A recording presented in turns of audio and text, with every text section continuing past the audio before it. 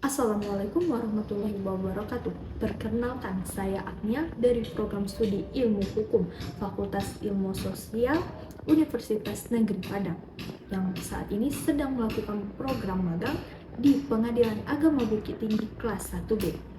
Pada kesempatan kali ini, di sini saya akan membahas salah satu prinsip penting di Indonesia, yaitu perceraian tidak sah kecuali di pengadilan agama. Perceraian bukan sekadar peristiwa keagamaan. Ia adalah peristiwa hukum yang melahirkan hak dan kewajiban bagi suami, istri, dan anak. Maka, negara wajib hadir mengatur dan melindungi. Di Indonesia, kewajiban ini ditunaikan melalui satu jalur resmi, yaitu pengadilan agama. Pandangan ini tidak mempertentangkan syariat dengan negara, melainkan menunjukkan keduanya saling menguatkan. Pada pasal 39 ayat 1 Undang-Undang Nomor 1 Tahun 1974 tentang perkawinan menjadi landasan utama yang menyatakan bahwa perceraian hanya dapat dilakukan di depan sidang pengadilan setelah pengadilan yang bersangkutan berusaha dan tidak berhasil mendamaikan kedua belah pihak. Ketentuan ini menegaskan dua hal sekaligus. Yang pertama, perceraian di luar pengadilan tidak sah menurut hukum negara dan tidak menimbulkan akibat hukum apapun.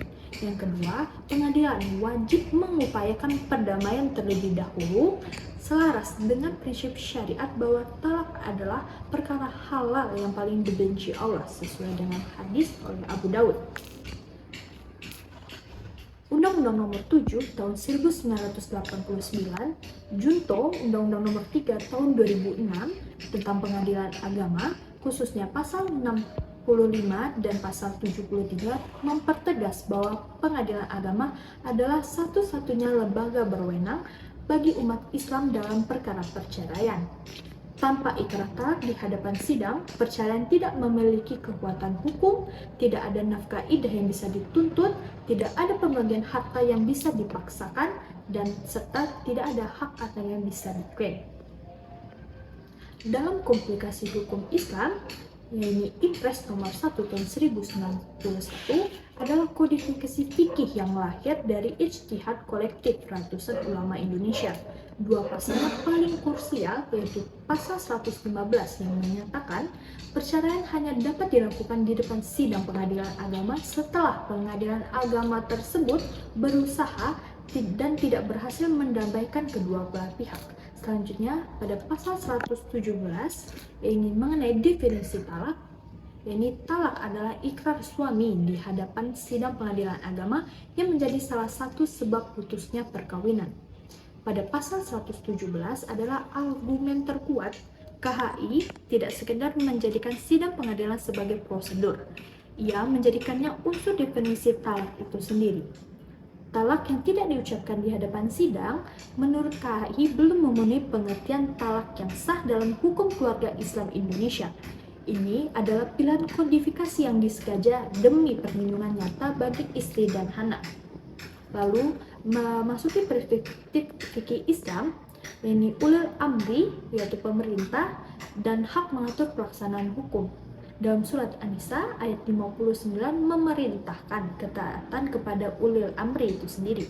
Para ulama sepakat bahwa pemerintah yang sah berwenang mengatur pelaksanaan hukum demi mencegah kemudaratan selama tidak bertentangan dengan syariat. Kewajiban perceraian melalui pengadilan agama adalah kebijakan ulil amri yang sah dan wajib ditaati. Lalu, masalah mursalah.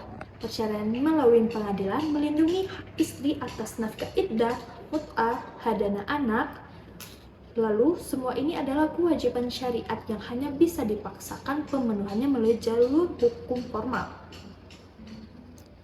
Selanjutnya yaitu la darara walal diror. Ini sesuai dengan hadis Ibnu Majah. Talak sepihak tanpa pengadilan terbukti menimbulkan darar nyata, yaitu istri terlantar, anak kehilangan hak, harta tidak terbagi secara adil. Lalu di pengadilan agama inilah mekanisme yang menutup pintu kemudaratan ini secara sistematis. Kunci memahami pandangan ini tanpa rasa keberatan ada pada perbedaan dua dimensi. Yang pertama, menurut agama sah menurut agama dan sah menurut hukum negara.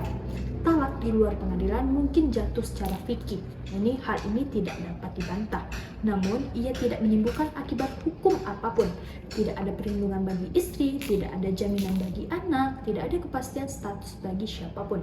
Pengadilan agama hadir bukan untuk mengganti syariat, melainkan untuk memastikan seluruh kewajiban syariat dari talak itu benar-benar terlaksana, seperti nafkah iddah dibayar, harta dibagi, hak anak terjamin, status hukum jelas.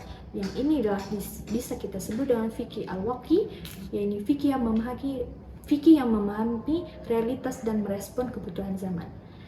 Sehingga dapat disimpulkan kewajiban perceraian melalui pengadilan agama memiliki 3 pilar yang saling menguatkan. Ini dalam sisi hukum positif. Yang pertama, Undang-Undang Nomor 1 Tahun 1974, Undang-Undang Nomor 7 Tahun 1989. Lalu dalam sisi kodifikasi fikih, yaitu ada KHI pasal 115 dan pasal 117, serta prinsip